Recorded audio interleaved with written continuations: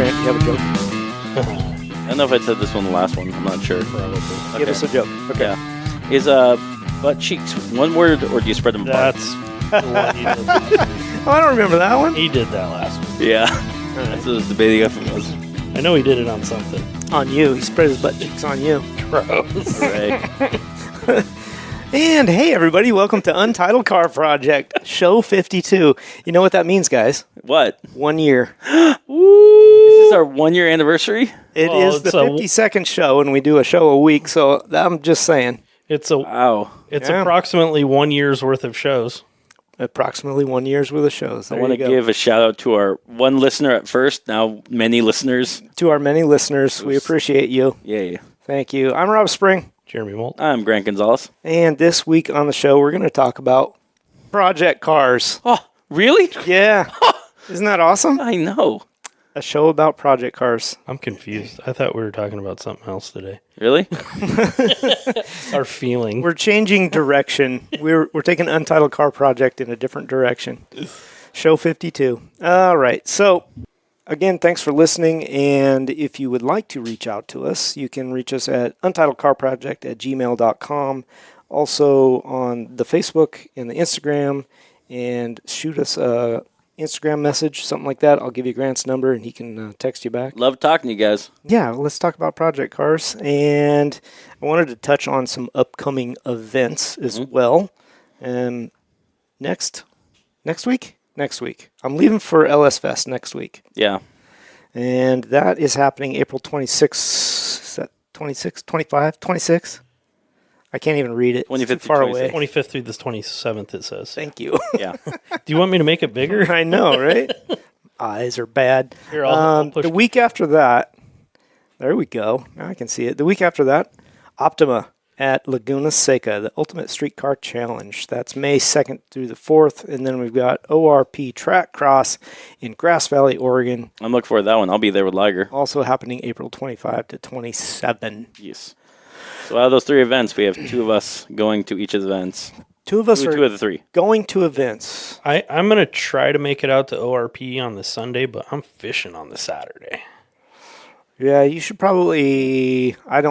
Do you know the exact days for that event? Is it For all ORP? 3 days? Yeah. Is it It's 3 days? Saturday, no. Sunday. Saturday. Saturday, Sunday. This year they don't do the track event on Monday. Oh, that sucks. Yeah. That's a bummer. Okay. So Friday get there, and then it's just kind of get everything set up for the event, and then Gotcha. Saturday, Sunday's the way to go. Yeah, so if you're in the Northwest Grass Valley, head out to ORP, sign up through. Sign-ups are full. Don't sign up. Get on a wait list. It is definitely an event to check out, especially if you you're can. Yeah, an avid autocross person and looking to possibly dabble into the big track. This is a good middle point. I think it's a good track. That too. Great track. Super fun. For those who also come out, we also have full bathrooms there with showers. So it's an Camping. amenity that's good to have. Camping on site is available. Mm-hmm. Anyway, yeah, anytime you can find an event out at ORP, it's worth checking out.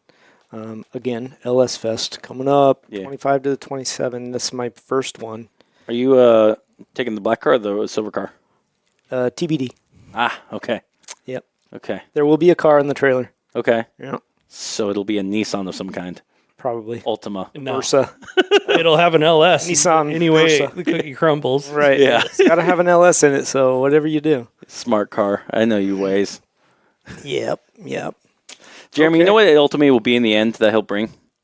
He's going to undrop that trailer like Doc Brown, and it's going to be an Explorer with an LS motor in it. Probably not. Explorer. Yeah. Probably not. It's, they have this one part of the contest where you just set your car out in the middle and you burn it. Uh-huh. That's going to be the Explorer. That makes sense. Yeah. Yeah. Not the Fiero. No, it'll be an Explorer. Or that electric Burn it thing down. that we were talking about. Yeah. Side bro truck. So, Rob, where are we starting at today? Let's start with project cars. Okay. Lots of ideas. We'll just kind of take a look down here at the bottom. So if you're looking for a project car, let's start there. Okay. Looking for a project car, what kind of condition do you want your project car? Ooh, that's a good question.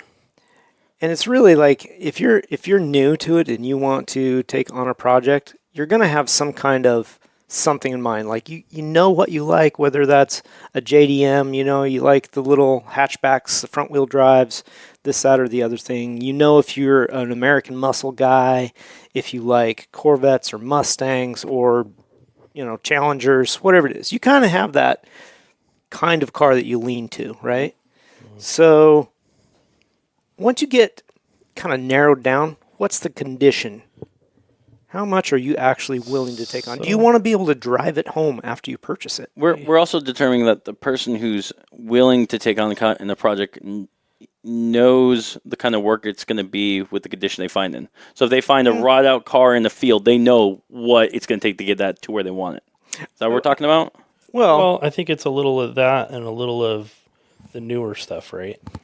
So, like, Ian isn't going to rush out and find like that Rust 1920s rust bucket. No. Mm-hmm. But he's probably going to go find something JDM that he can slide around, right? Mm-hmm. Personally, some rear wheel drive. Exactly. Yep. I kind of have a different problem where I like things from every era, whether it's a 64 Ford pickup or, a front wheel drive JDM. So you'd have a hard time narrowing it down. Right. Mm-hmm. So if I did narrow it down and I went older, I'd have to be probably a lot less picky than if I was going to go with something newer. And that boils down to your budget, probably. Yeah. Yeah. So I do think, you bring up a decent point about the rust bucket and that kind of stuff and knowing how much work it's going to take to bring that back to life, however far you want to go, because that's another equation. Mm-hmm. I think there's a fair amount of people that don't take that into consideration. They don't even really, it doesn't really dawn on them, once they break into that thing and start taking the interior out, whether there's rust inside or if there's rust in the wheel wells or whatever, maybe they're not savvy enough to look for that right off the bat. Go beyond rust, parts availability. You That get too. something that's like a 1920s, like Jeremy was saying, Studebaker. Yep. Where are you going to find parts for You're that? going to have to make parts for some of If these you can. stuff, right? Yeah. Whereas if you do a 66 Mustang, So that boils, that kind of, I highlighted that right there. Is it smart to look for an uncommon project? That's If right. you're grand, it pretty much Yeah. always happens. God, that's a good question right there. Yeah. Yeah, I mean, like so the the 66, uncommon, yeah. the 66 Mustang, you can buy floor pans for, right? You can buy the whole shell. You can buy Oh everything. yeah, you can buy everything. New frame. You could put one together probably all out of aftermarket parts. Oh yeah, 100%. Yeah, Which would be kind of cool. that would be kind of cool. But then if you go find that Studebaker, Exactly. you're not going to find parts for it. Not readily. Yeah. So you're going to have to make other stuff work that maybe wasn't originally designed for it.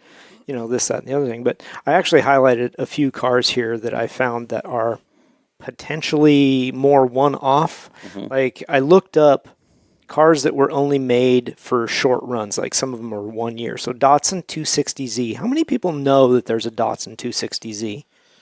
I mean, I knew there was one. It was made in 1 year. 1974 was the only year it was sold in America. Was that a 2+2? I don't think the Z's were 2+2. Okay. So I wonder how similar it is to the 280. I think it's fairly, because obviously the 280 came right after it, right? They made it for, I think, a 3-year run in Europe, but it only got sold 1 year in the United States. Yeah. Yeah, I wonder how many of those parts So, cross over. Probably quite a few. Honestly, maybe that one isn't so bad, but I mean, even Grant has struggled with that with his single-year Fiat, right? Yeah, with There the are- 1974, like Yeah. the Fiat X19 existed from worldwide 73 to 81. I want to say. Okay. I think even longer than that. It might have been 89. Anyways, but for my year is a 74, and 74 had even though they're very similar, the motors are similar. I'm finding 90% of the parts are different, and just little bits and pieces here and there. Yeah.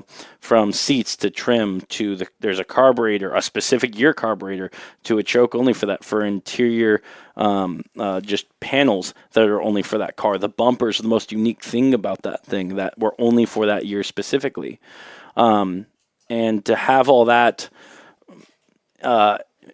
uncommon defined is you either somehow, I found another 74 in a junkyard, took as many parts and that I could salvage, but the rest of it is repurposing, rebuilding, restoring what is there, Yeah. so that way it's useful. Yeah. Because otherwise, if you're online, you're paying, let's just say, a carburetor, for example, for that model is like $400 to $1,200 Right. for a 2-barrel carburetor. Yeah. It's ridiculous just because that's a single year. It's the only year you could get it. It's the only one that's made for it.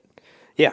I mean, same with the 260Z. There could be a plethora of parts that are very specific excuse me, to that car only, and maybe the 240s and the 280s, they were just a little bit different. Yeah. Bolt pattern's a little off. The shape is a little different of whatever it is, and you're kind of host. Yeah. Well, another uncommon one is kind of like the Lamborghini project I'm working on. Yeah. That Fiero is an 88, and that's the only year Okay. being of like unique brakes, unique suspension, unique everything for the Fiero. Yeah. And so sourcing parts for that is ridiculous. In fact, when I sourced rear brakes for that throughout the country, I couldn't find any originally. I found a junkyard in Mississippi, talked to the owner. He said he used to sell them like crazy, but the problem is they became so hard to find that the only thing he had left is cores, and he wasn't willing to give out to people, just anyone, cores, because people weren't properly rebuilding them. And after talking about half an hour and stuff, he's like, you know what, I'm going to sell these to you because you're having trouble finding them, and after talking to you, you know what you're doing, and I know you're going to actually rebuild these and get them good. Yep. Because you just can't find them. Right. Yeah. And it becomes a liability for him. Yep. Other cars that, like a Cheetah, Chevy Cheetah, you see them on occasion, not very many. But that would, while it's a great collector car, made from 63 to 66. I Okay. don't think I've ever. Is it terrible that when you say a Cheetah, the first thing that comes to mind is Lamborghini Cheetah? I have no idea what a Chevy Cheetah is. What comes to mind to me is Chester Cheeto. Chester Cheetah. The Cheetahs. I've never Cheetos seen one Cheetah. either. Really? Yeah. So it was designed, built to compete with the Shelby Cobra. That was Chevy's answer to the Cobra, Oh, that was... the Daytona, basically. Right? Yes. And it, honestly, my opinion now, people that if you have one and you love it, you're cool. I think they're ugly as sin. They have a really long hood, Yep. and they have this bubble. That you sit in. It looks like the Mustang concept, doesn't it? No, it looks No. like a Kinda. Corvette wannabe. Oh no, not even that. No, it looks. Yeah, that's it. like a The hood looks Stingray. Corvette-esque, Yeah. and I can But the see it back coming looks from like Chevy. The back, I don't know. back looks It's like a hearse, like something you'd Batmobile. find. Looks like a from- Batmobile. See, Like I would have put Gravedigger. it in the maybe not Cobra, but what was the hardtop version of that? Daytona. Yeah, the Daytona. Yeah. I would say it looks like that in the back. Some, but yeah, a a little longer bit. hood. Anyway, it was supposed to compete with the Cobras. I just don't think it was as good. Yeah. I don't remember. I didn't write down what motor they put in it, but I Yeah. was looking at that. AMC Pacers, the Javelin, the You don't AMX. see those at all anymore. No, I mean we saw a good handful at Beaches last year. Yeah. Remember, and but still, there's so few of them. Mm-hmm. Cool project because it's a collectible vehicle. There's not very many, but you got to be prepared. I should preface this. We saw a bunch of beaches. How many have we seen recently just as projects? Like things that are like for sale. yeah, because I'm not the really. ones That that is are, something I didn't get to. I wanted to look a bunch of these up and see if, anything popped up for sale. Yeah. I just didn't have time. I didn't get to it. I was lucky to make this list, honestly. But no, I agree. It's not something that just browsing Marketplace or whatever you actually see too many of. I have seen one or two Yeah. of the AMCs, Yeah. and usually they're in really rough condition. Yeah, because I feel like with some of these uncommon car projects, what we're finding is you may see them at car shows and really nice, but then you don't see any examples that are just the ones in a barn or someone that's already been doing. They're either gone or they've been taken care of and in the family.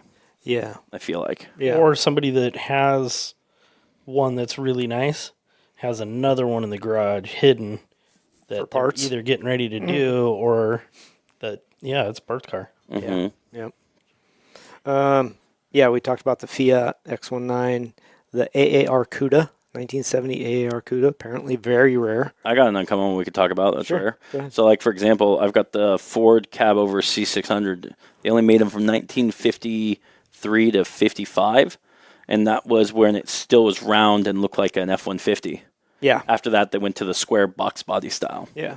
You know, and it even had the 262 King Y block King head in there. So just to preface this, don't get too deep. We're going to do a truck week next week. Okay, yeah, that's true. On So that. we can run through We'll that. try on that one. But again, bringing on that one, you in the entire time I've had that truck, as an example, as a project truck, I've seen since 2012. I'm actually getting this 3 copies of in the Northwest being for sale of that year, Oh, yeah. and we bought one of them as a parts one to help with our other truck. Yeah. They're not very common. Even at auctions and stuff, when they are running, I've seen on TV 2. And the one was through Barrett Jackson. The other one was through, I think, Wheeling Dealers. People are liking cabovers now, but they're very hard to find compared to the traditional trucks. So we'll save the rest for the. I wonder if that's Yeah, because they please do. weren't safe. Yeah, we'll talk about that. Yeah. Yeah. Okay. Just a couple of other examples. Ford Torino, the Talladega model, made for 1 year. Really? Yep. Huh. The Talladega model. Yeah. Now, they made Ford Torinos for quite a span. Yeah. Right? Maybe a 10-year run. Yeah, there's a movie about it. But the Talladega model, No. 1 year. Oh, yeah, there was Ford Torino. Torino. I thought you were talking about Talladega. Well, there's that too. Talladega Nights, and then the Challenger Daytona. You know, the big one with the great big wing and the That's Super not nose Super cone, Bird. the Superbird. Yeah. Okay. I thought that was a 3-year run. The specific for the Daytona, it said it was only a 1 year run. Okay. Does that mean the. The Superbird Cuda. is different. Okay. Yep. Okay, that makes sense on that one. I am not a Dodge, aficionado, but from my research, Well, you're not, but I know you know another spring who is. yeah, and I don't know if he knows. Maybe he knows more about the Challengers and whatnot. I don't know how deep his knowledge goes on that stuff. But yes, quite possible. Anyway, that all comes back to the uncommon project. Is it smart to get one of those if you're your average backyard guy? Okay, I've got the answer for that one. Okay. Okay. You got an answer, not the answer. Oh, it's the answer. answer. It is yes, and it is no. It is yes if you have the ability to, the idea of what it's going to look like when it's done, and the means to get it done. If you can get that project done at an affordable price. If it's an uncommon car, and say, sorry, I should preface that.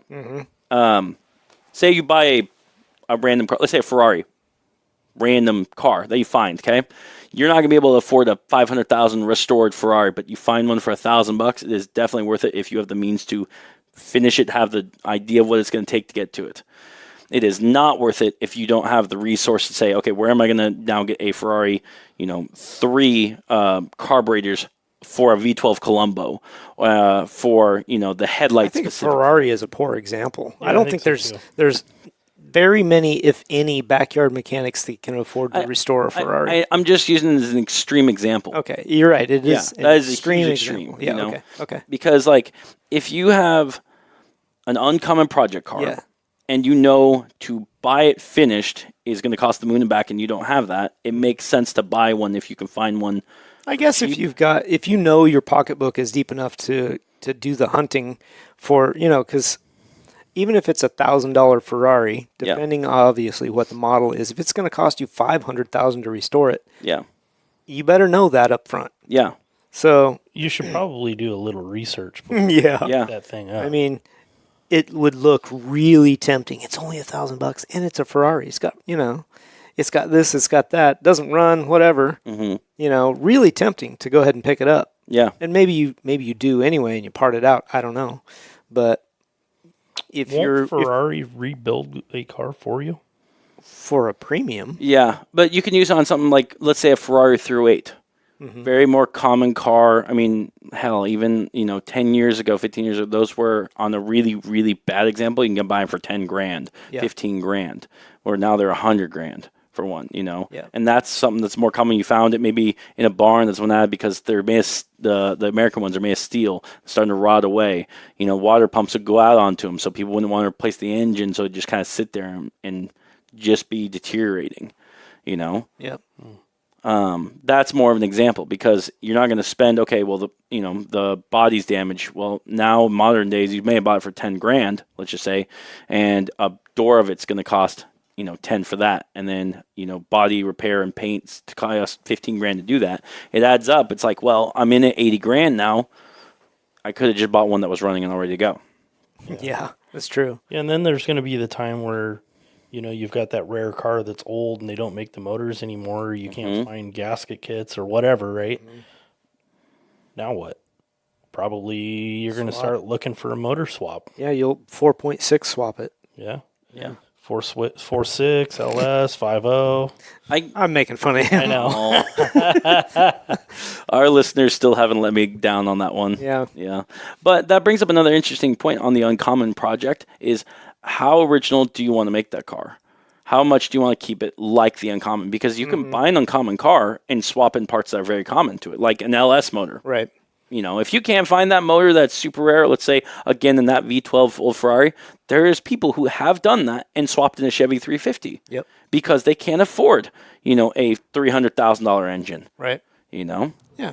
And I don't blame them. It's a project car. Do what you want with it. If buying the Uncommon chassis, whether that's a Ferrari 308 you found in the field, that's awesome. You got it cheap. Now start putting parts on it that you can afford. Yeah. I'm all about that. That's kind of cool. Yeah. Just to make it run. But I would hope that a lot of people that are taking on new projects that have never done one, and I say go do it, right? But be a little bit smart about it. Yeah. Don't get in over your head and then get burned out because you can't afford the parts. It's not your dream's not coming to fruition because the parts are too rare, this, that, or the other thing. Be smart about the project you pick. Yeah. Pick one, maybe a starter project that there's a lot more parts out there, whether that's a Mustang or a Chevy or a Dodge. All of those have plethora of parts in aftermarket. Yeah. So you can actually afford to get into your project. Heck, even the foreign stuff, old Hondas, old Toyotas, Nissans. I do want to bring this up probably later on in the episode, or I don't know if it's the appropriate time now to bring this up on this one, is you bring it up for... But you're going to bring it up anyway. Yeah. So I want to know if we should talk it now or later. All right, well, let's do it. For aftermarket parts, because the way the world is going right now, are they still readily available? And if not, you're buying more, non-domestic parts. All right, let's bring it up. And you bring it up a lot because of tariffs, pending, looming tariffs.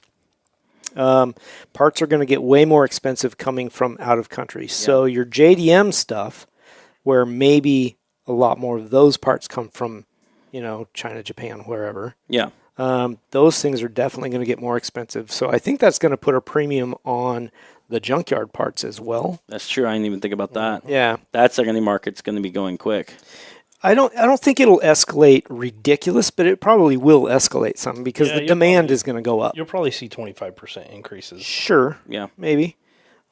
Just because of demand. Yeah. I don't know necessarily that the guy running a junkyard, down at the pick-up hole, he's like, oh, tariffs just hit, my prices just went up. Yeah. And maybe you're going to have some of those guys. Yeah. I feel like what we'll see is for aftermarket parts that are, I shouldn't say that, used parts, whether it's like from a 50s whatever or 60s whatever, people are already having them in stock somewhere. Yes. I think when we see, say, like a thermostat housing that's made for a Honda Civic, we're going to see those start going up prices. Yes. And that's just a very, it's a common part or whatever. Sure. So when you're doing your engine builds or swaps or whatever, if you're going to have to be going to, say, Napa or O'Reilly's or go to eBay or Amazon, and these parts you would already had a build sheet in mind of, okay, this is what's going to cost me, you need to start planning now.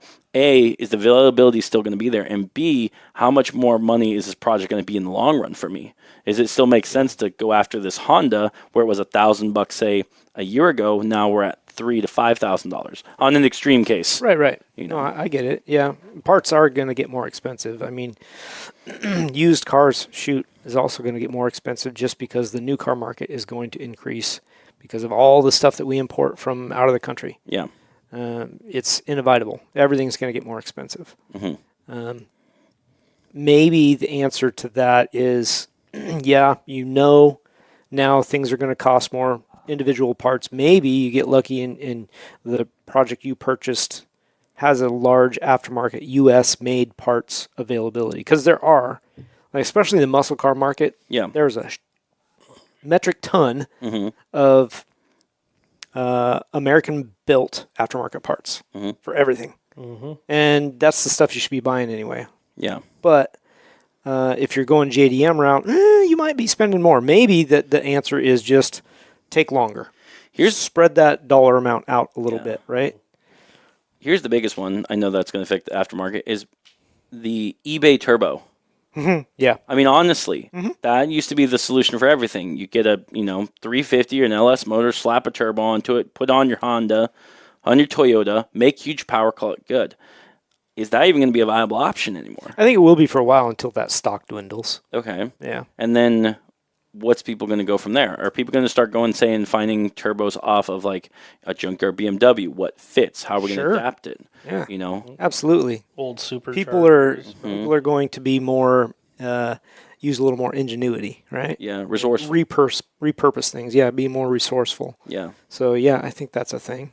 I mean, there's a certain market of people that will, for their little Honda racer car, they want those cheap eBay turbos or Amazon turbos. I don't know. The super cheap stuff that's going to fall apart anyway. Yeah. But there's warehouses of those right now in the U.S. So I don't know if the cost is going to go up on those. It depends on the sellers, whether they're like going to take advantage of the market and increase their rates, even though they didn't pay more, but they're going to sell it for more. That's just the American way, I guess. Yeah. Charge more when you can. Yeah.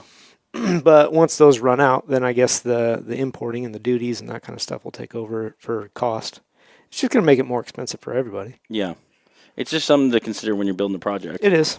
Absolutely. And what do you do about it? Be resourceful. Be resourceful. Yeah. Go to the junkyard more. Yeah. But that's the other thing. Have you guys been to a junkyard lately? Because I know I have. I have not been in. I've been adjacent to. The one thing that's shocking, because I go fairly often, and it's been interesting to see the years how it's been changing. And I think the last time I went was about a month and a half ago, 2 months ago. And it's now you go there, and the cars you see there are from the early 2000s to starting in mid 2000s. It's like the oldest cars they got there. Which is weird, because back when I was in high school, you'd start to see 80s, 70s, 60s cars, every uncommon, but still in there. Yeah.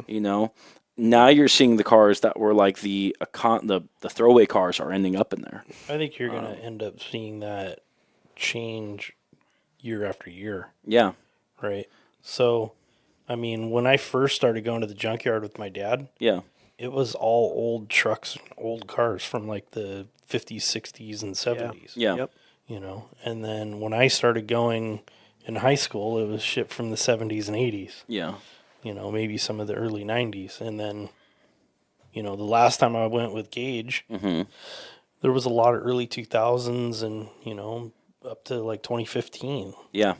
Exactly. But, it's a valid just going to point. do that. Yeah, you can't necessarily go to the junkyard for your 60s Mustang. So it's nice to go to a junkyard if you're working on a modern project. If you're looking for anything, even there's still 90s stuff there, but it's starting to dwindle. Let's just say like a, past of the century project you're working on, because you're able to get sensors, ECUs, the things that didn't exist beforehand on all these older cars. Now, what about specialty junkyards? The guys that have found out in the field or whatever, That one old muscle cars, and that one place off I-5. Yeah, those places do exist where they've pulled in, the more relics, the classics, instead of letting them get crushed and thrown away, recycled. Yeah. They've pulled in a bunch of classics. I mean, how many of those types of junkyards are actually around? And I would assume those are worth going to if that's the era of car you're I working. feel like when you go in there, I know you're going to be paying a penny. Yeah. I only know of two that are specific to a genre. In this era. Yeah. In this area. In this, and I wouldn't even say this area, because one of them's the one off I-5, it's the old pickup one. And all they had were old Fords. Yep. and then there's an all Toyota off Highway 10 in Bonnie Lake, or out past Bonnie Lake. So Isn't there one up a little further past the truck one? Yep, that's just pure old cars. Yeah. Yeah. but is it specific to one? No, they've got Genre? they've got Cadillacs and all sorts of things. Yeah. But it's all old. All Yes. old. Like old relative for our listener is like 60s and beyond. 60s, 70s. Yeah, and back. 60s, 70s. Yeah. Oh, 60s and, And older. back, it seems like it. Maybe early 70s and back. Yeah, I think there's Okay. some 70s, yeah. You know? Some interesting stuff in that one that you can just see from the freeway. They've got some cool stuff. Yeah. So I don't know. I think for the guy that's really looking for parts, it's worth a search for that kind of stuff. You can probably find most of those online too and contact them and say, hey, this is what I'm looking for. Yeah. Touching back on the uncommon projects real fast, the one thing I wanted to say was when you're working on those kind of projects, especially though we talked about parts being scarce or having to, build your own stuff. One thing you need to keep in mind when working on an uncommon project is you need to have creativity. There's times that you've got to be able to, whether it's with the project build you're doing or trying to figure out how to get parts, everything about it's going to be like needs a solution, and sometimes it's not direct, straightforward. You got to figure out the way how to get over this hump and be like, okay, I don't have this specialized filter that's needed for this one car that they only built for this year. But I know, don't have this specific ring gear flywheel that I need. Well, there's going to be They only made in 3 years. yeah, there's going to be some specific skills you're going to need to learn, right?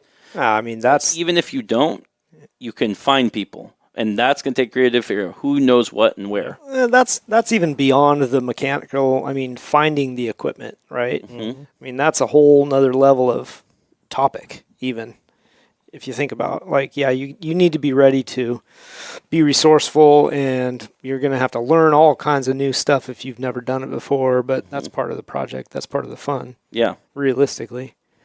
Or hired out if you can afford that. If you can find somebody. How many people know somebody that's got an English wheel? Well, That was- that's a little more rare. So that was one thing I was going to bring up. Actually, I found that Harbor Freight actually does sell English wheels now. But the one thing that's interesting is careful how of many those. people actually know how to use them. Yeah, That's the more important thing. take a lot of practice. I feel like there's more people who know how to weld than use an English wheel. Yeah, I've seen them used. Yeah. I've never used one. Yeah.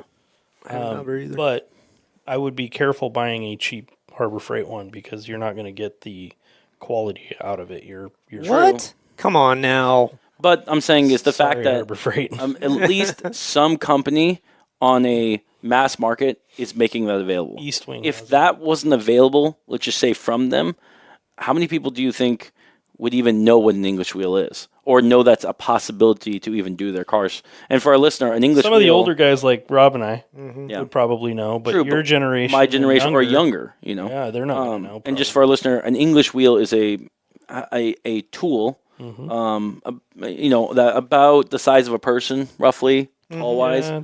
and it's used to bend metal, aluminum, to shape specific body panels, or just really obscure. If you're really curious, just look up some YouTube on it. It's pretty fascinating. Yeah, it's pretty the cool guys that are to do. good with those tools, it's so impressive. Yeah, Yeah, it's really neat. I'd say shaping the metal and smoothing it out yeah. is really what they're using them for. The one thing about uncommon project cars that I know you will find more of than common cars is the use of fiberglass. Yeah. Am I wrong?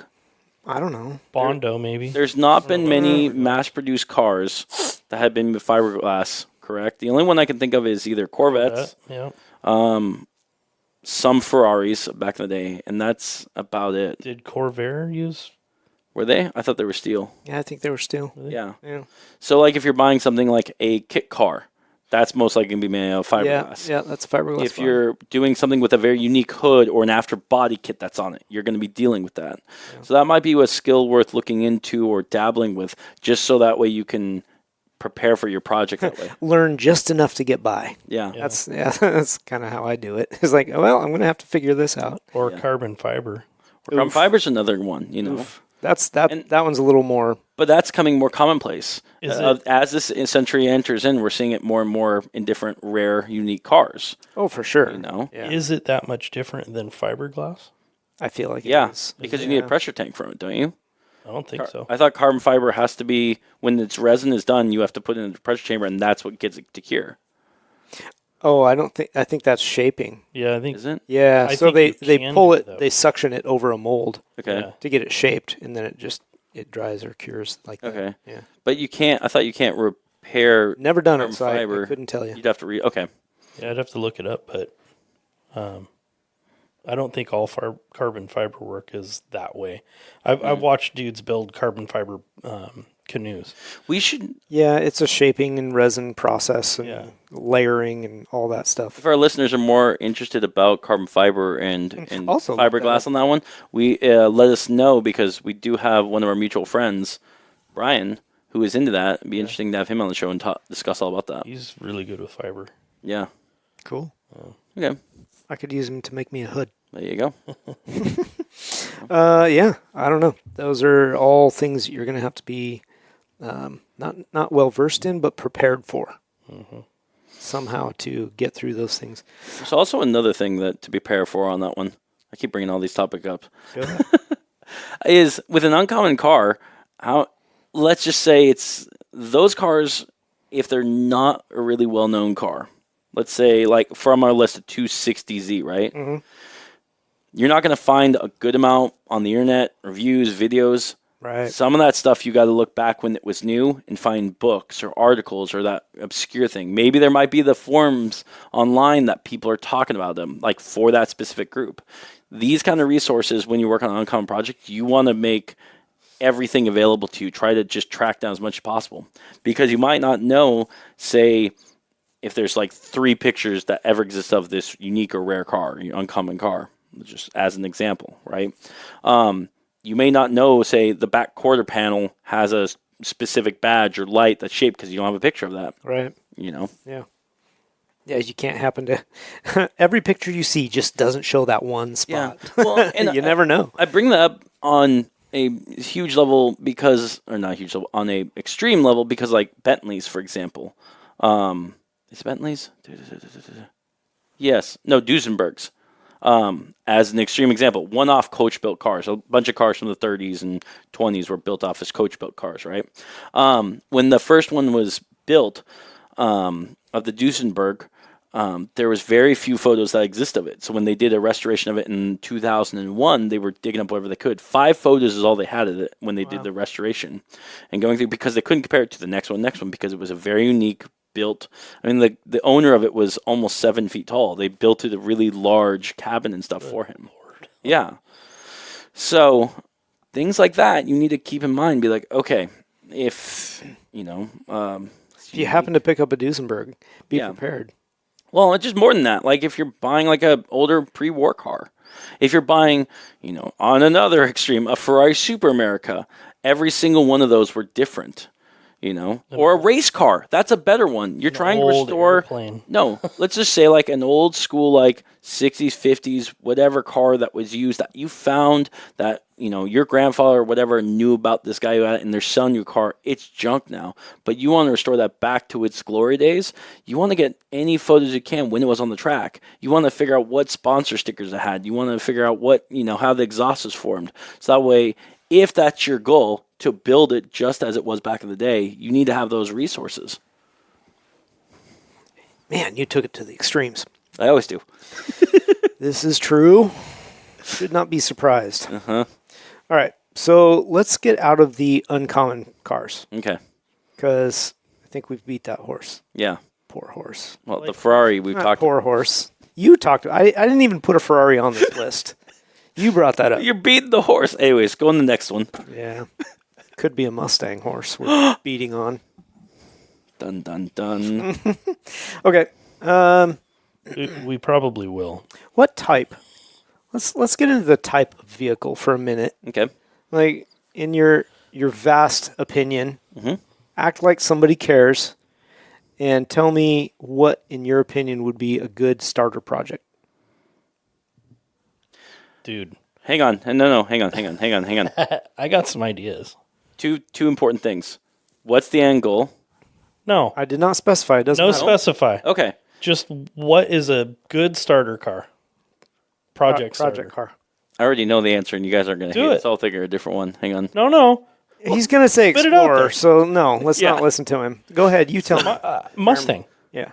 A Mustang, because parts are plentiful, and it doesn't matter if you're looking at 66 or if you're looking at a Fox body. I think the Fox body is going to be the next car that people are going to want to start restoring. I agree. I mean, it already kind of is. Yeah, I think so too. And I think you're going to start Mercury seeing Capri. more people. Yeah, exactly. That's the same Yep. body. Yep. Same. And It's 'cause got a it's- 5.0 motor in it. Because it says Mercury, you can probably get it cheaper. Oh hell yeah! And it still has the 5.0. So Yep. I mean, I think it'd be one of those sleeper cars too. Yeah. Ooh, I had a thought about in that same realm, like the early '80s Thunderbird, right? We talked yeah. about that one a while back, that'd be a good one too. and didn't it come with a 5-liter? Yes. Is it Yeah. 5 or 5.7? It had an option anyway. Yeah. 5-liter, wasn't it? I don't think it was a 5.7. Is it Could be. Could Well, have been I mean, 350. what was the Ford? 302. Yeah. Yeah. Chevy would have been 305. I think it's 351, but they never put 351 in there. I don't think they ever put a No. 351 in it. No. well, Chevy that would would have be been cool. a 350, not a 350. And the reason that I thought about it is because I saw two of them side by side, parked like kind of in overgrown grass, right next to a early mid '80s Bronco. And I was like, well, there's a treasure right there, all three of them. So, and I kind of thought that Thunderbird would be a cool autocross car. It's a little bit heavy, but it might be What kind of year fun. was it? It's like that mid '80s. I can look it up. 80s Thunderbird. Yeah. So my hamster wheel's been spinning. I got some ideas. We'll throw them out there. Okay. I think I'm going to go, because we're keeping it by sections. We're going with rear-wheel drive right now, correct? Was not. I was just asking what your opinion is in general. What a good starter. What's a good So I think a good one will be, let's think something more modern. I think a Nissan 350 or 370. Okay. Yeah. Are we really I don't at the think- point where we're restoring those, though? That was my thought too. Is like that's it. That could be built into a purpose car for race car or whatever. But it's not a restoring. Purpose building and Well, that's- restoring, I think, are two different Yeah, two and that's different what things. that's what I was asking, was what was the goal? Because if You're you're restoring. so we're restoring. Yeah. Like, okay. Because when you say project, I'm like, well, you buy a 350 that's somewhat beaten up, you put in race seats into it or whatever. Even still, the main thought I mean, was, yes, that's a good project. yeah, That my would be my good. thought was, even though it's more modern car, you got to remember, for us, the 2000s was 25 years ago. These cars are coming classics, and all parts on those are going to start getting hard to find. So we should consider those. Like, honestly, people restoring them. Think of this. In like 10 more years, they're 35 years plus. That's going to be older than a 2000 car. So older than you're a thinking classic 85 to 95? I'm thinking like a 350 that's like 97 to 2002. Or like a 350. When did the 370 come out? Oh, God. It would have been 2010, 2012.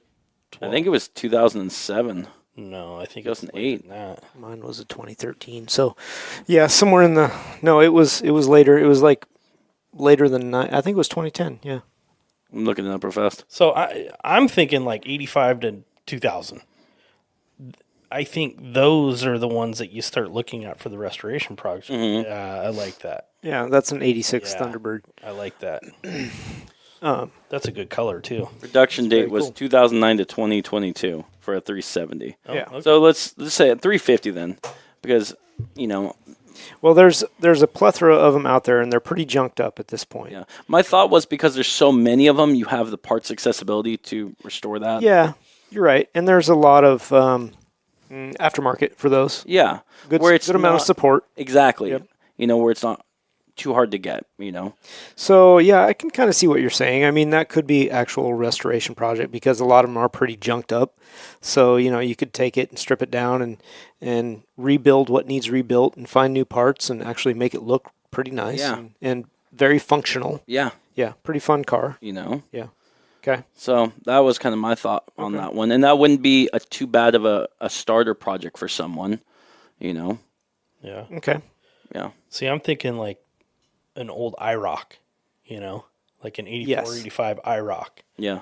or like a 94 SS Camaro. So Yeah. here's Yeah. It's, I think those would be would be perfect. fourth contenders. gen. so here's third gen. here's my rebuttal to that, and that's why also I'm thinking more newer. Parts are getting harder to find.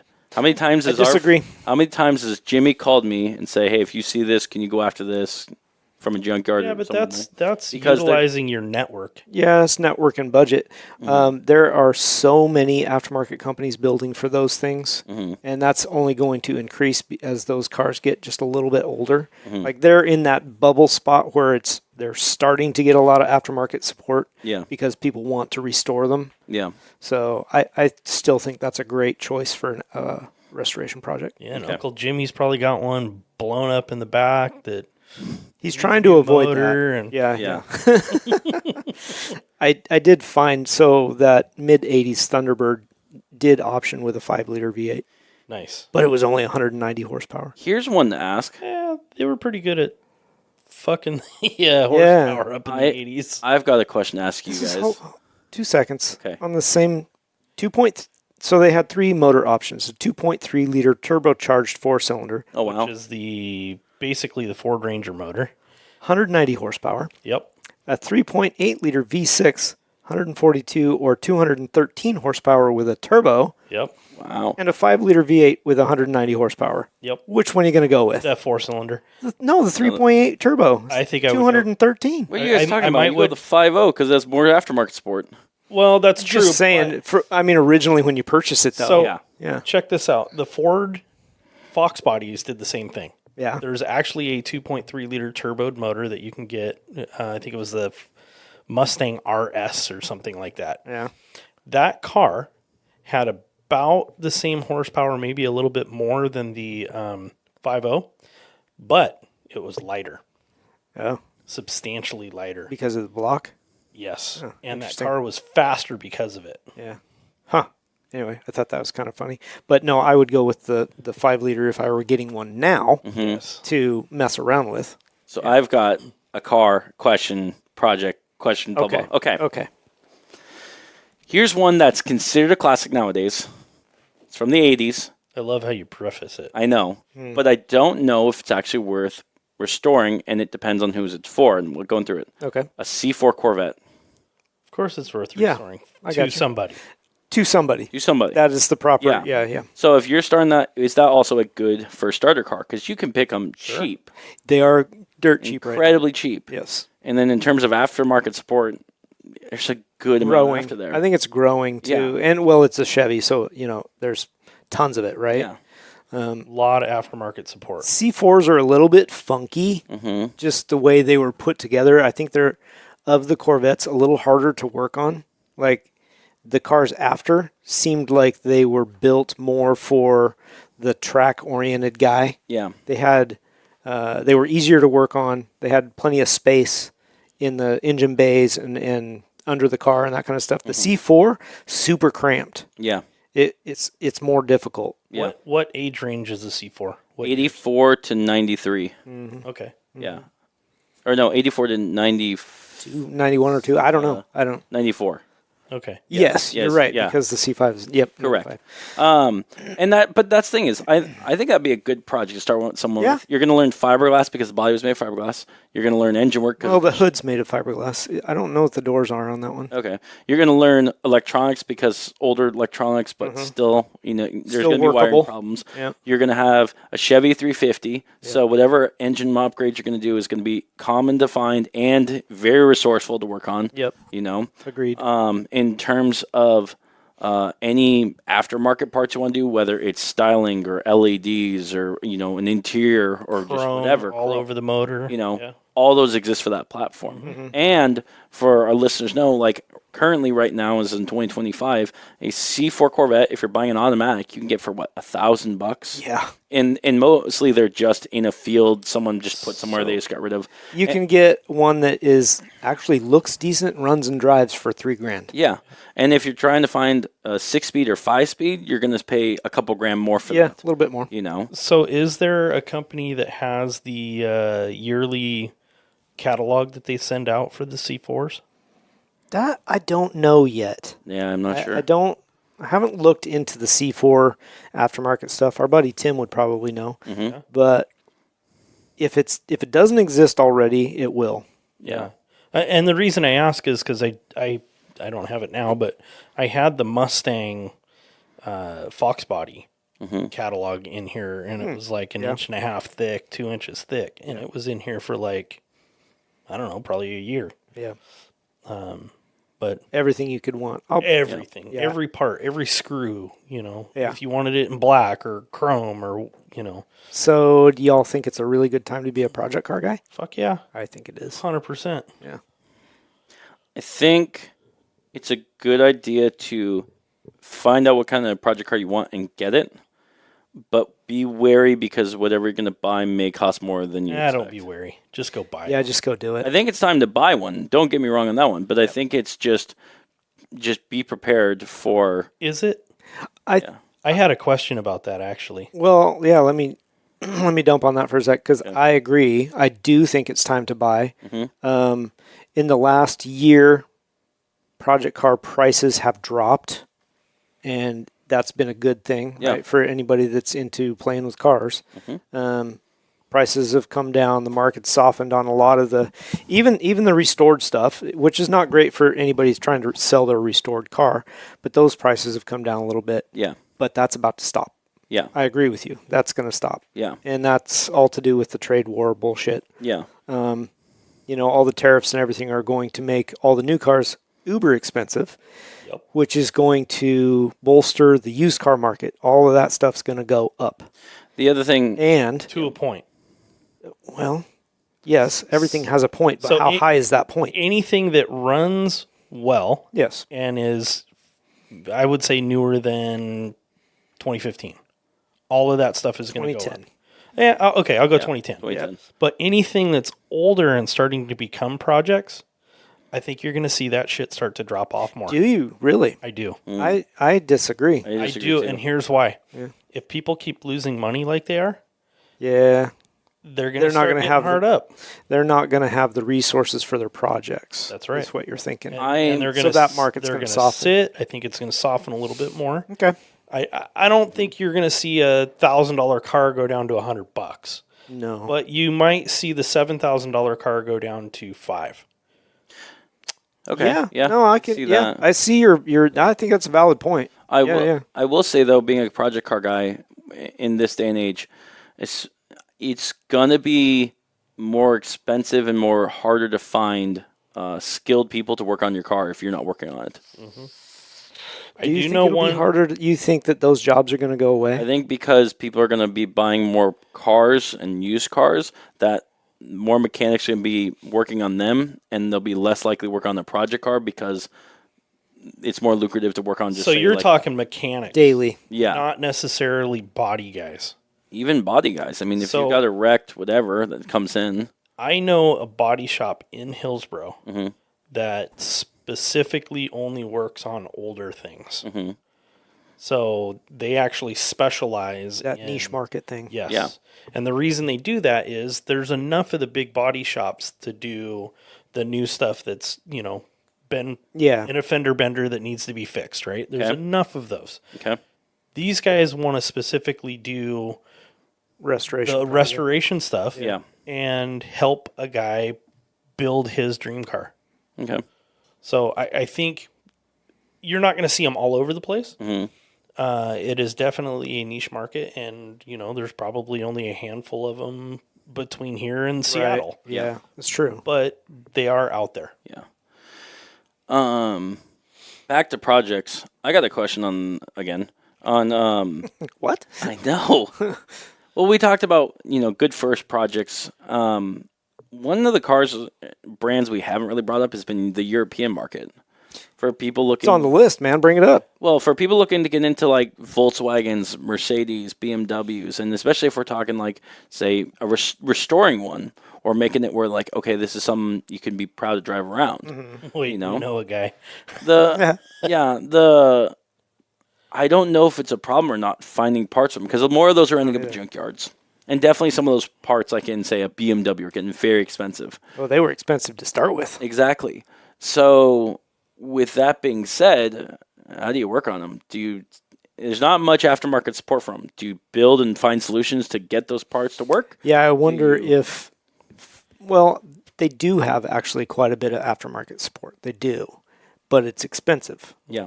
They've got the big catalogs, just like you're saying about the Fox bodies for, BMWs, all the ones you could want. Mm-hmm. Yeah, I mean, E36 is a pretty popular platform for race car. Yeah. And autocross and that kind of stuff. They're great little cars, right? That's for performance. We're talking full restoration. You want to have the leather back. But still, I'm sure that those catalogs exist for those cars too. However, our point about the tariffs and whatnot, all that stuff's imported. Yeah. So that's going to make those projects that much more expensive. Yeah. Up to 40 or 50% more than it was a year ago. Yeah. And that's what I was bringing back to is with those cars, with the BMWs, Mercedes, blah, blah, is it worth buying junkyard parts then? Because a lot of it's electronics. Can you be trusting that stuff? How do you test that stuff? If it's broken still, how then do you take it and say, okay, it's broken. Can I fix this at home? Is it something I could replicate? Because, buying parts, importing them is going to be extremely expensive. What can we do with parts we have here? I think it's going to depend on the age of your project. Yes, electronics and those cars were not good to begin with, right? Electronics do have expiration dates. Yeah. Yeah. So are they the type of electronics that have to go through a CAN bus and talk to the whole thing? If that's the case, good luck to you. Actually, if they're the older version where they're say window motors and that kind of stuff, okay, you can adapt something out of a Japanese car to it, and just you're going to have to be MacGyver and make it work. Yeah. If all you got to do is put power to the thing and roll it up and roll it down, cool. You can make probably just about anything that is close, in size and shape. You can make it work. Yeah. But if it has to talk to a CAN bus, eek. Well, we've had several guests on our show who told us that, it's now more doable than ever for campus systems to deal with because of AI and having, say, an Arduino where you can have it read off what it's actually potentially going through. Yeah. Potentially, but that takes another level of smart to make it work, too. It's true, but it's at least more readily available than it's ever been. More possible. Yeah. More possibler. Mm-hmm. Okay. Yeah, but I think going back to your point, right? Electronics having a lifespan.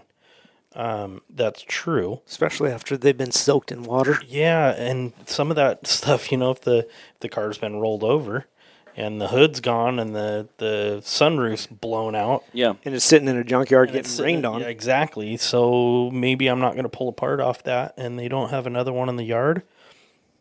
I'm probably going to go and spend the extra few bucks and get the new one. Yeah. Even though there's the potential that there's 25 or 50% more cost to it now. Yeah. Well, here's an example I've got. For the Excursion, for example, a common problem on that is that when the dash fails, you've got, because of the circuits in between, I think it's the resistors in the back start leaking out or something happens on the actual board itself that fails. It's not a resistor that leaks. It might be a capacitor. And it's not just one, it's just different circuits on there happen, right? I've gone through, and I think I've gone through 3 or 4 of them, and the problem I'm finding now is it's not whatever you place it through, it's the age of them. They're just wore out. The solution now is send that dash there's a few online places that will go through and completely restore them and replace, all the parts on them. But what I'm getting at is, even with those used parts that are available at junkyards, or even if you buy new old stock, let's just say of something that's been in the box forever, that's going to expire. And, brand new that hasn't been turned on. It has not been given a chance to start decaying yet. Yeah, it should be okay. Okay. Yeah, unless it's had moisture issues. Okay. It will be fine. Okay. Well, some from like the 70s or 80s, not, vacuum sealed and still, and new old stock. Yeah. I would trust it. Yeah. Yeah. Okay. Yep. I would probably trust that too. Okay. Yeah. But I do like that you brought up, having gauge clusters and stuff rebuilt, because there are services out there that they're not super cheap by any means, but they're pretty good. They're reliable. Like, you can send off your gauges and have them go through all of the resistors and all the capacitors and change out all the, they had incandescents. You can have all LEDs put on your gauge cluster. Sometimes that's not the best idea. So it's true. The other thing You're right. If you don't want to go they'll with the test originals, There are many companies Oh, now the that, aftermarket stuff is so good. yes, there are many companies that do an aftermarket style. Yeah, That's true. on that. well, and that depends. I don't look into the JDM or the German or any of those other cars. I'm sure that stuff exists. Maybe it's not as plentiful as your muscle car market, but it's out there. I'd be curious as to whether there's something Grant could use on the Excursion. I Oh, don't, there is. is there? Because I yeah. looked, because my 2010, and Yeah. here we go into trucks again, just for a minute. My 2010 Dash was terrible. The Yeah. lighting on it is absolute dog. And I looked for an aftermarket Dash. I was like, I'll just replace it, whatever. And I could not find one. Now, I found the place I could have it rebuilt. That's what I was looking for. That's what I was about to say. Oh, okay. Yeah, because they do exist for that one, but for aftermarket, Yeah. I know they exist. Like my thought originally was, if I couldn't get the Excursion fix, I was going to upgrade to the 2010 version because you can't put them in there. But I haven't heard the one that comes after that. I don't know. Yeah. Anyway, yeah, I don't know. For some of the newer stuff, it's probably a lot harder to find because they're not going to build something that is low marketable. You know, if they're only going to sell 20 units, you know, in a 5-year period, it's not worth it. They'll just do the rebuilds and that kind of thing. Anyway, off the trucks, right?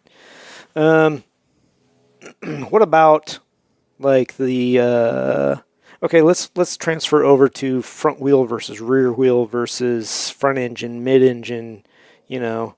What kind of project get into? Yeah. I mean, for me, 1955 Cadillac. it's really it's really all about your interest, right? But maybe the guy is interested in mid-engine cars, not necessarily Ferraris, because Could be a Porsche. it could be a Porsche. Yep. That's doable and semi-affordable. Yeah.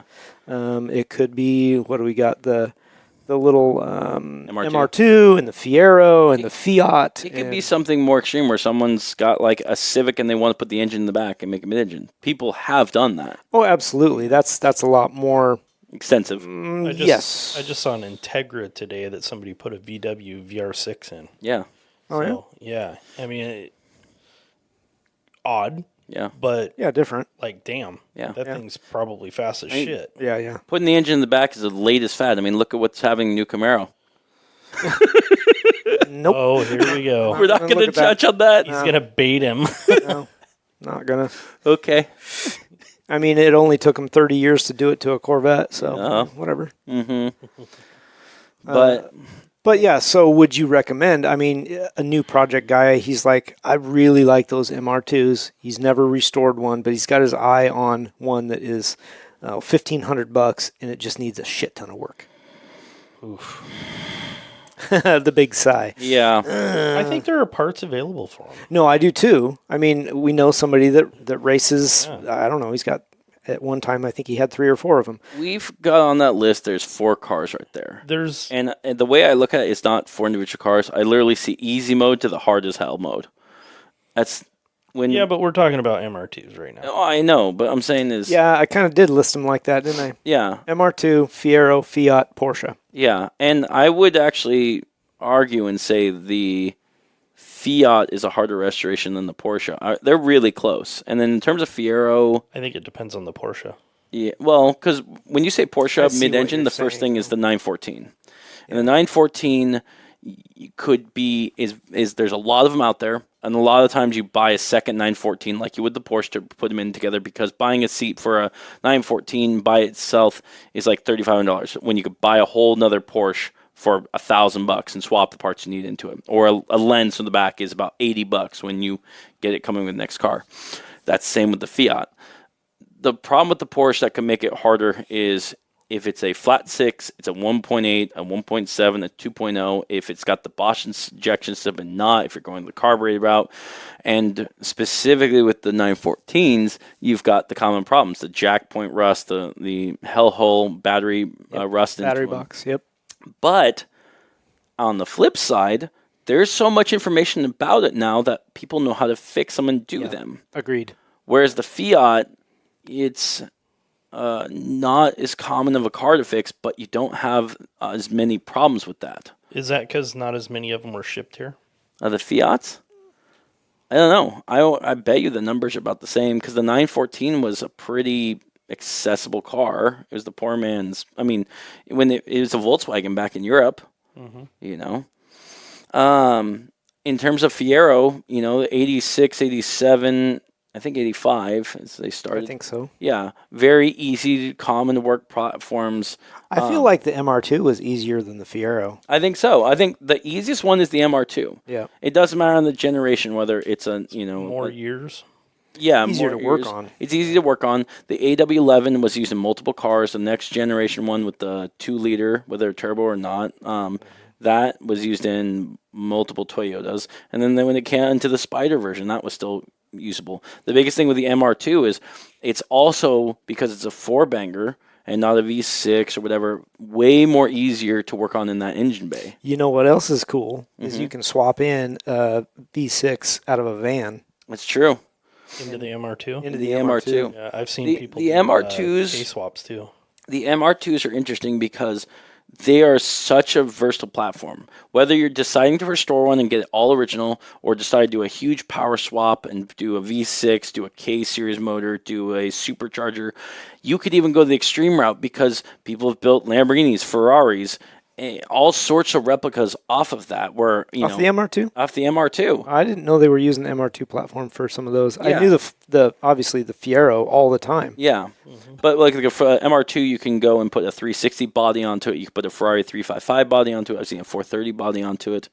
On very rare things I've heard of the Diablo and the Countach builds on them, but they're not the right length, so you got to chop them and link them. Yeah. That's why the Fieros are more popular. But what I'm getting at is the MR2, if you start that as your first project, you have so many routes you can take with it. You just have to kind of narrow down where you're going with it, because it's very easy to go, I'm restoring this car, and 2 months later it is gutted and now an autocross championship car. Wonder where you saw that. Yeah. Yeah, well, I think that's valid for any project, though, right? Yeah. You need to narrow down what you want to do, but we're all project car guys, so squirrels run in front of us and we chase them. Yeah. But yeah, I think in terms of the mid-engine cars, those four, the Fiero, MR2, Fiat, and the Porsche 914, those are probably your best bet for starter for any mid-engine project car, wherever you're at. Sure. Each one of those cars you can get for, let's say, running under $3,000 to $5,000 in a usable state, Yeah, okay. and Maybe. I don't, MR2s are, I think they're climbing. I could be, Yeah? I mean, maybe $5,000. well, okay. I don't know. Yeah, but like a Fiero, I know you can get for under $5,000. Same with a Yeah. Porsche, you can get for $4,500 to $3,500. Same with a Fiat. And I'm not saying a show shine miracle. gosh, I'm no. just talking like it's running a little bit rough. It needs some work, but you could take this to work if need be, and it's fine doing that. Yeah. If you're looking for a project on just like not running, bring a trailer, get it. I think each one of those you can get for under $2,000 to under $1,000. Okay. So what about then, I'll throw this in there. Okay. Early or late 60s, early 70s, mid 70s Volkswagen Bug. Okay. It's not mid-engine, it's rear-engine. Rear-engined. But those are very popular project vehicles. Yeah. And you got to admit, the supply of parts out there it's plentiful. There's a ton of aftermarket support. Plentiful. I think they're harder to work on than they appear. Yeah, Just because they have gremlins. I want to say, personally, thinking like a older Beetle Bug from like the 60s, 70s, you're looking at like the same difficulty as a 914 Porsche. Okay. The engine's the same, essentially. Yep. Easy to work on, but I'm talking about sourcing parts. Right. No. You think easier Disagree for the Bug? with you. You disagree? There with are that? magazines for those just like the Mustangs. In the United Oh, yeah, I'm sure there is, yeah. You Yeah. can go buy the parts off the shelf brand new today and restore one of those things. Okay. I mean, you could do the same thing with the Porsche 914. I'm talking like I don't if- know if you can. if you're going- I've never researched the Porsche. if you're going to say, let's say O'Reilly's and buying a part, I would say it's about the same rarity.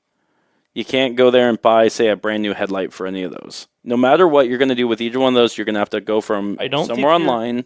I think you're going to be online. Yeah. You're going to be able to find it brand new. Yeah. But it's not going to be from Napa or O'Reilly's or AutoZone or any of the big ones. Yeah. I think it'll be a specialty place, but there are magazines that have all of those parts. I think the other thing that makes the Bug harder or a harder project to do is the shape of it. Because if you need to replace any metal in that, you're English wheeling it. Or you're going to have to chop off sections from another one and weld it in. I think you can buy new body panels. You think so? Might be able to. Yeah, I think you can buy a whole new top. Shell. A Yeah. whole new Okay. chassis. Or not chassis, but the whole new body, basically. Yeah.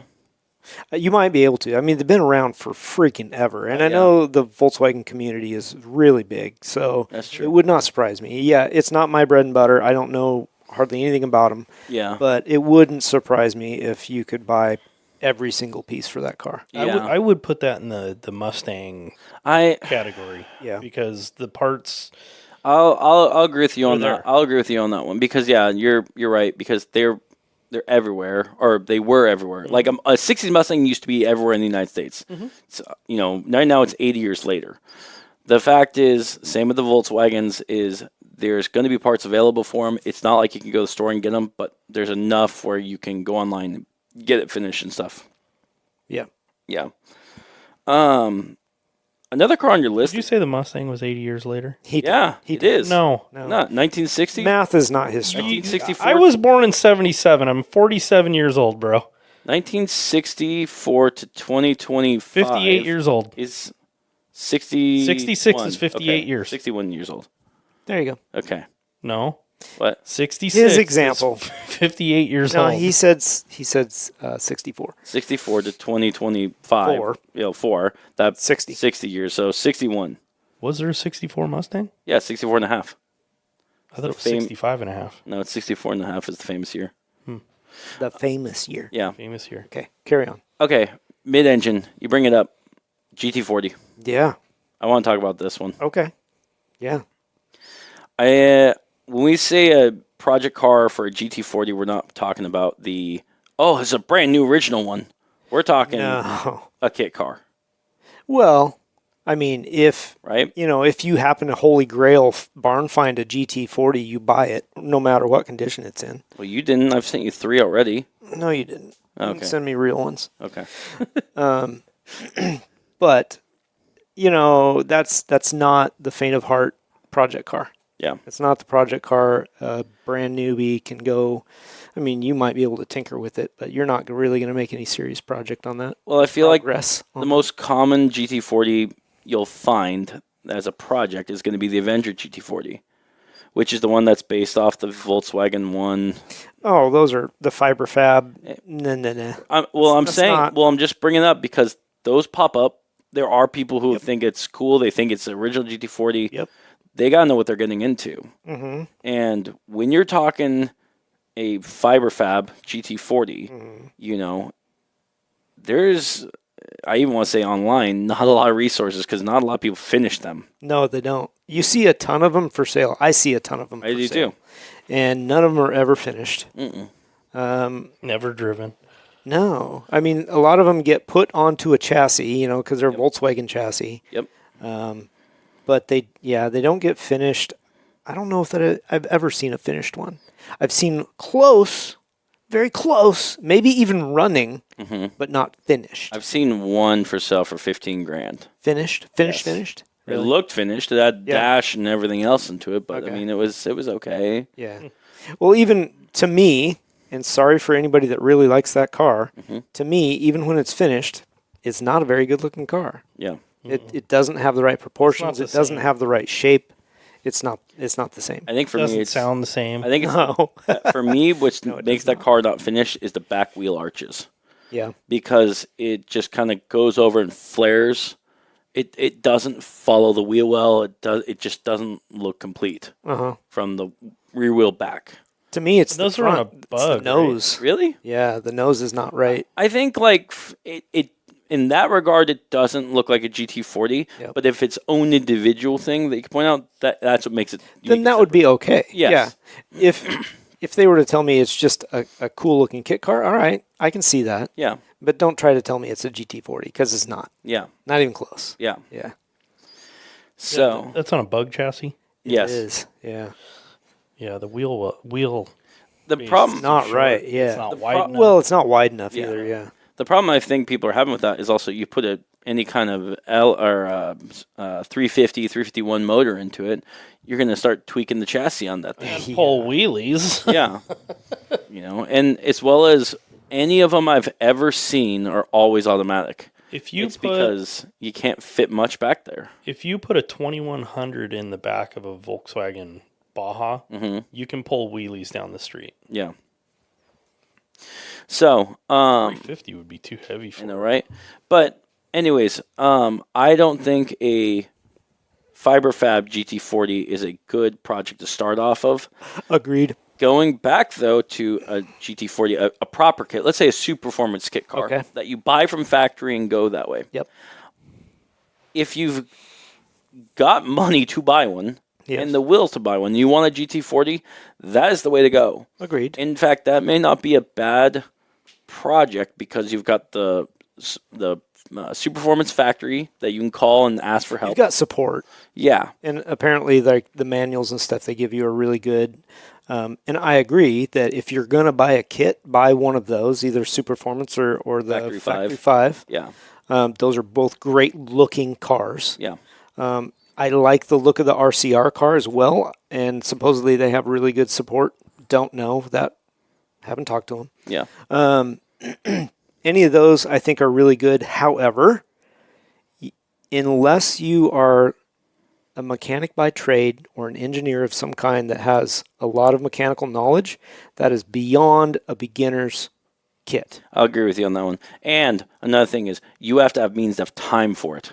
Absolutely. You either have to be, You got to have a couple thousand hours to dedicate. yeah, either you're retired or you have, your job only allows you to work for half the week and the rest of the time you put into it.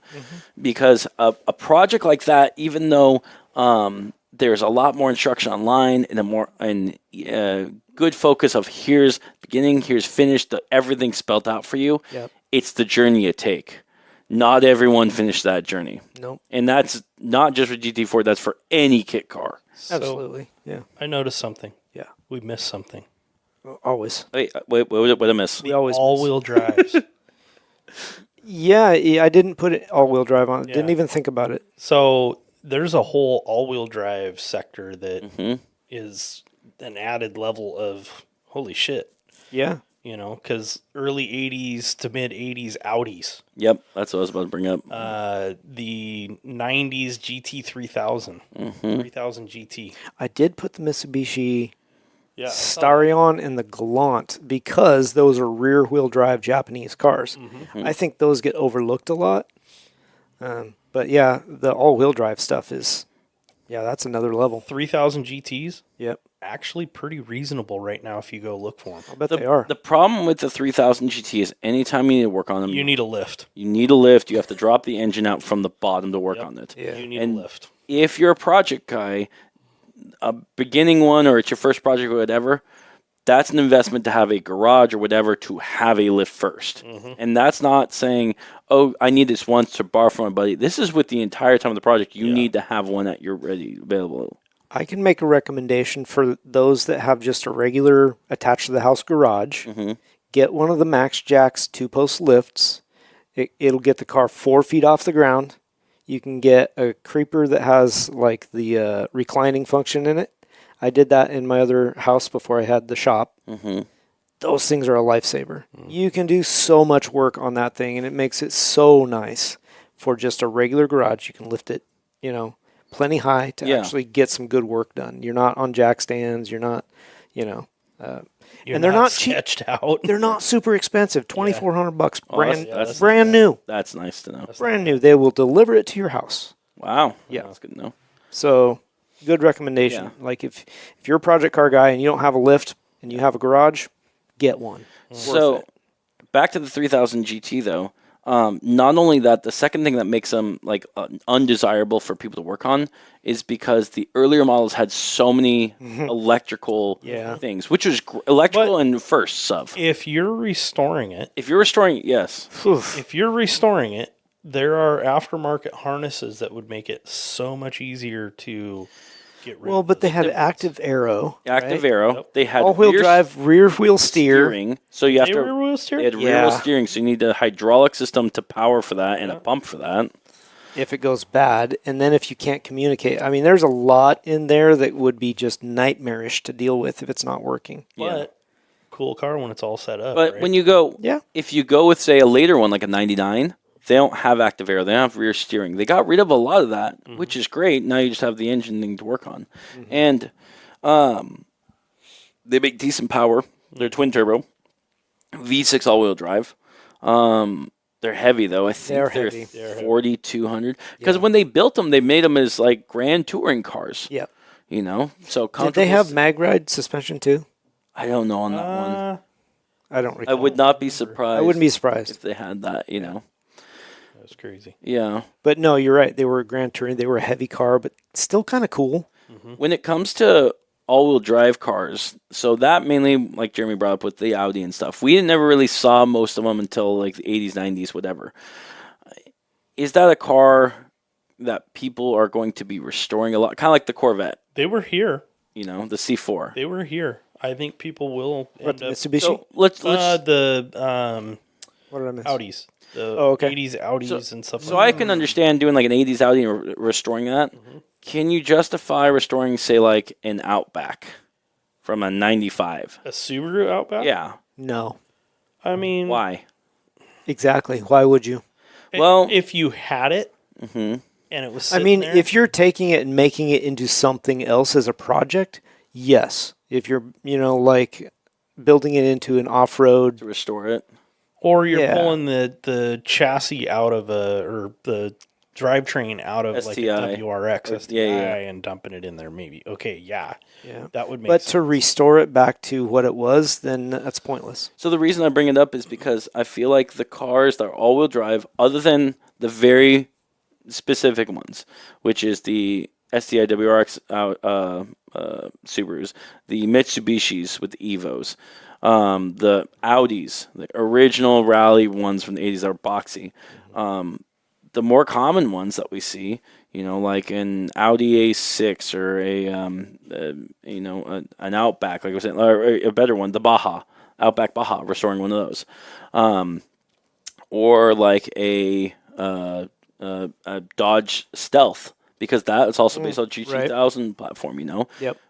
They're not seeing people restoring or building those in the projects. And is it because the value of them? Is it because there was when is the time that's right to start restoring those? Somebody has to have a passion for it to start with. Yeah. And those cars, they've kind of dropped off the radar for everybody, right? I do think they're kind of cool, but did they meet their own demise? Did they end up in junkyards and nobody picked them back up and put them in the garage somewhere? Are we going to see a bunch of them come out of a barn find sometime, or I will say, where are they? I guess is the question. I will say this from my cousin who owns a dealership. Anytime they get a low mileage older car, let's just use like one thing he had recently was a Tacoma, 93 Tacoma with like 30,000 miles on that. That's still sold for 25, 30 grand. Yeah. Yeah. Those cars that were hidden away in gems, people want. Absolutely. But what's weird is they don't want the cars that where people can still buy and then say, hey, look, I had one with 200,000 miles, but now it's perfectly restored. Well, why would you do that? It's worth nothing. Right. Yeah, I don't know. Yeah. Low miles original is definitely worth more. Yeah. But, I mean, to go back to the Mitsubishi, 3000 GT or whatever, where are those cars? I don't know. Yeah. You don't even see them at junkyards or anything. You don't see them on the road. You don't see them on a rare occasion. You see one on the road. Did those get... I know we covered it in one of our previous episodes. Go back to episode 32, listener, 34. Did a lot of those cars end up for cash for clunkers? I don't think so. I mean, we could look at the list for sure, but Doesn't feel I like feel like that was like the 80s and 70s cars that end up more than that. I don't Yeah. see any of those like older, Subarus or. Well, what year was a 3000 GT? 3000 GT was from 99 is the ending date. I think starting date Okay, was. so it's a mid 90s car. I Did it have a 10-year run? 94, 95. Yeah. I want to say. And I So- could be wrong. Actually, you know what? No, I think it's 91. I think it's 91 to 99. I'm going to Google it. Okay, real fast. people. So now's the time. If you're going to pick it up, it's perfect. It's a 30-year-old car, ready to go. That's your restoration project. Yeah, 1990 to 2000 for Mitsubishi, and for the Dodge Stealth was 1990 to 96. Okay. Yeah, That was a good car too. Mm-hmm. But actually, both of those were. yeah. One of the project cars we haven't touched on, which I'm very shocked is not being restored, is old luxury cars. I'm talking They're getting 80s Bentleys, Rolls Royces, Jaguars, like the ones that are like, I could see Bentley. I could see some of the Jag stuff, especially now that Jag is not Jaguar anymore. That will start coming around, I think. It takes a special person that wants that. Were there a whole bunch of them? yeah, Oh, yeah. Were there? the Jags especially. Yeah, especially the I mean, go Jaguars. back to like the Bentley and the Rolls Royces. So there wasn't there many, really? Not as many of those. Yeah. So, but you still can get like a Rolls Royce for like under 20, under 15 grand for a running one. I think most of them are running. You're not Yeah. going to find too many that Yeah. are clapped out. Yeah. I was gonna say probably they don't have that many miles on them. I'll bet there's some old croner out there that drove it as a daily. The problem, maybe. the problem I see with the Lives old, in Florida. the problem I see with all these old cars that were luxury cars back then. What makes them luxury then was power windows, AC, leather, power seats. Yeah. All that's standard in your basic Hyundai now. And a big cushy ride though. A big cushy ride. And So- they were kind of blingy and fancy in their own way. Yeah. So, and even the powertrain is like, for example, on the Jaguar, I think it makes, we discussed what, 290 with the V12, and that's the very top end. I think it's more like 225 Right. with all the emission systems and everything else onto that. Right. I mean, heck, if you bring up a 1987 Jaguar XJ12 and you just look at the engine bay, you'll see nothing but a nightmare because it's Right. just hoses and hoses and hoses. And it really wasn't that nice of a car. My opinion, of Yeah. course. Somebody loves that car, and that's fine. Yeah, That's fine, but to me it was kind of basic. yeah. And there's room for that. I mean, I can look back at say a 56 Chevy Bel Air. Yep. It was basic. But that was a commuter car. It was a mom's car, Yeah. but it was basic Yeah. for the time. But over the years, people start to like it. So I think the further away you get from it, 30, 40 years, then people are going to look back at that basic Jaguar and go, you know what, that's kind of cool. Okay. And that's when they're gonna start restoring that. And they'll fix them up and they'll do like resto mods to them and stuff like that. I feel like nowadays the one car in the luxury brand that we see more restored, if any, from that era, is Cadillac. See the I big. would have said Mercedes. No, I see Cadillac. Yeah? I get that. I see some Cadillacs, but I've seen quite a few older Mercedes from like the early to mid '80s. I'll give you that. I think those are kind of basic too, though. But that's my opinion. I don't know. would I would agree with that. Yeah. But I think some of these guys that are restoring them Yeah. are actually making them nicer than they were. Well, that's resto mod for sure. Yeah. Yeah. And I'm all about it. Yeah. 100% all about it. Yeah. Well, that's what kind of turns them around, right? People see what can be done, and then they're like, "Oh, well, that's kind of cool. I want to do that." If you're working on those luxury kind of vehicles, I know that's going to take a specialized mechanic. For example, with the Mercedes, Yeah. you need to know how a hydraulic system works because their suspension's based off hydraulics. Yeah. Not just saying you get a McPherson truck. I mean, literally, they've got a pressurized system to have the best, most comfortable ride. The windows in a Mercedes 1970 S Class, I believe, is a hydraulic powered That sounds awful. windows Really? for powered windows. Oof. Yeah, I'm almost positive on that one. I guess what I'm getting at is when you're coming to an older luxury vehicle, you need to make sure you have the special skill sets for that kind of issues. But I think more importantly, you need to have a upholstery interior kind of skill set going through. And the luxury car is going to mainly be on the ride quality, Yeah. and the comfort on the inside. Well, we've kind of talked about that in the past. You know, who's your guy?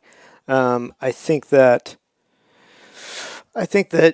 everybody that takes on a project has a certain skill set, and it doesn't necessarily encompass the entire project. And you know, when you're talking about the hydraulic suspension and that kind of stuff, maybe the guy's a really good mechanic. Mechanically, not electrically or whatever. He can do motors, he can do body and this and that. Maybe that's the one thing he has to hire out, getting that suspension up and running. Okay, that's fine. Would you go back to the hydraulic though? Well, maybe if it was serviceable, you know, maybe that's what he wants. Maybe he wants a full original restoration, or maybe you can find something to swap it out. That wasn't really my point. My point was, you've got one thing out of 20 that you're going to hire out. That's acceptable. Yeah. Really, you know, and maybe he's not an upholstery guy. He's got to hire that out too. It's okay. You know, you're doing it's your project. Do it how you want and how you can afford. Yeah. But don't let the one thing, obviously get some pricing so you know how much it's going to cost you if you can't do hydraulic suspension. Yeah. You know, can I still afford it with that one thing? I can do everything else, but this one part I'm not sure about. Figure it out. It's going to be interesting is in the next 20 years when Magna-Ride suspension replaces that and trying to figure that out. Well, yeah, all the electric. My wife's car has electrical. magnet suspension. Oh, I know. I'm saying when there's a that lot of it. becomes obsolete or whatever in the future, and now you're trying to figure out how to restore that.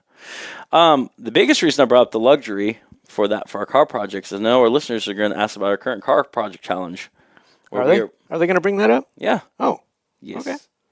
So our current car project challenge, off the top of my head, is Luxury. cruiser. Not a The cruiser luxury. challenge. It's a Yeah. cruiser. Well, it's kind of luxury. I'm- Cruiser challenge. Yeah. I'm hoping it's luxury because that's what I was basing the whole That- bill off of. Your tank. That's kind of the tank build? direction I was looking. Yeah. Yeah, I think it's a luxury. It's a cruiser challenge, right? So, we could bring up the rules and whatnot, but maybe bring it just jump back to show 50 and review on your own. Yeah.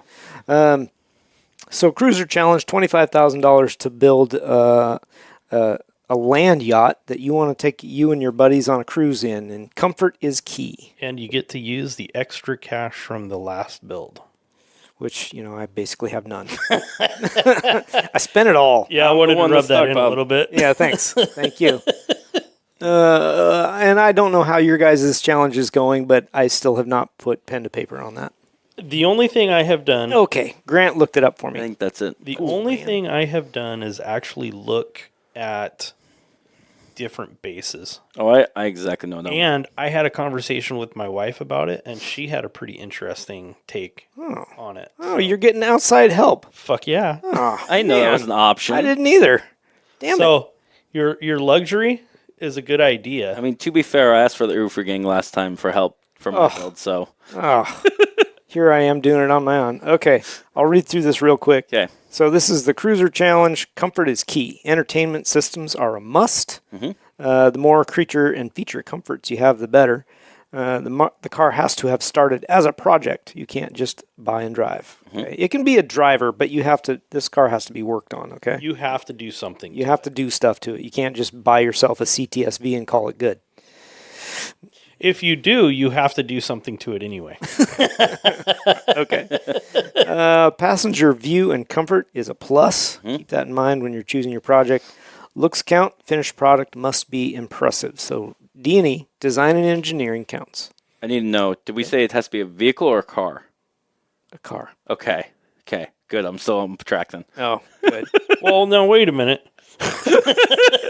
Damn it. I'm narrowed it down to two cars, right? Role reversal here? I'm not gonna say that a Ford F-350 two-wheel drive slammed to the ground with airbags is not out of the running, It's not.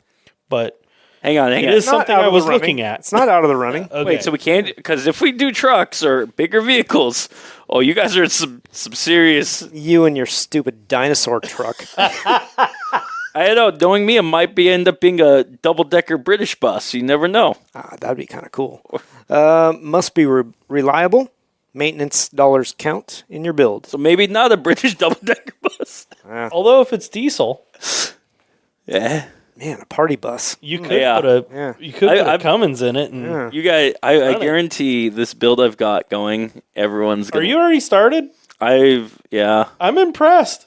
Starting not, early. Not pen to paper, but I it's really been, like had- coming up with everything. I had planned on starting already, but I have been so slammed that nothing. I've got nothing. I was going to have mine done for today, but Yeah. So, anyways, for our listeners... I'm not done. Okay. You want me to get through the rest of these? Yeah, I do. Let me do that. Cars can be purchased from anywhere in the country. Okay, let's keep it in the country. So Yes. you can't go to England and get a double-decker bus and have it shipped. but they do have them here. That's fine. Yeah. That's fine. $1,800 in shipping.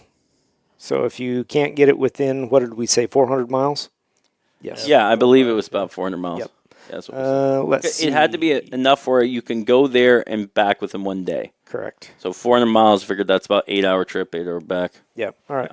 As always, labor for the mechanical part does not count for the build. However, in this challenge, labor for paint is $5,000. Okay. So when you get the car painted, it's $5,000. Yeah. No rattle can this You time have to again. buy the paint. Also. You have to buy the paint, but the paint labor is $5,000. Yeah, Correct. Yeah. All right. Let's see. We've got to include the photos of your products. I want And screenshots, links, all of it. want I to be did able to that see it. last time. No, you didn't. You had a tablet that you wrote crap down on In pencil. in pencil, erased as you went. It's called a notebook. Okay, $25,000 all in. Yeah, a notebook. I get an extra $50. Grant gets an extra $5,000. Jeremy gets an extra $3,000. Brad said he'd play along, so we'll see if that actually happens. Nice. And yeah, that's it. And just for a Mike listener, Thomas is playing along so too. Okay. I know we had in our agenda was the next episode is when our project's due by. Should we tell our listeners? the extension It on will be show 54. that? Yeah. Show 54. Show We're on 54. 52 right now. We're going to do it on show 54. Just kind of the way things are working out. Yeah. And if you want to follow along with us or submit your builds to us, send that to untitledcarproject@gmail.com or sir. any of our social medias. Yes, you can reach out to us on Facebook Messenger. Just shoot us a text there. Or Instagram direct message. Yep, we would get that as well. Yeah. So it feels like you're wanting to wrap this up, so I guess we'll go ahead and do that for the day. Okay. Thanks, everybody, for following along. Make sure you give us a like. And follow on the Facebook and the Instagram. Follow us and like us on your favorite podcast app. Yes. And what else do we have? Message us on the Insta spams and we'll give you Grant's number. If Yes. here's the biggest thing for our listener, if you're still here, if you have an event that you know that's going to be in the Northwest, please email us and let us know. We want to come to these events. We want to see you guys. We want to go check out the cool stuff. Yeah, we'll push them for you too. Yeah. At least mention it a couple times. Yeah. Yeah. No, that sounds good. Also, if you've got a project that you want to share with us, hit us up on Gmail, and we'll get a hold of you. So that'll work out too. Yeah. All right, cool. Thanks, and look forward to talking to you guys again in the next episode.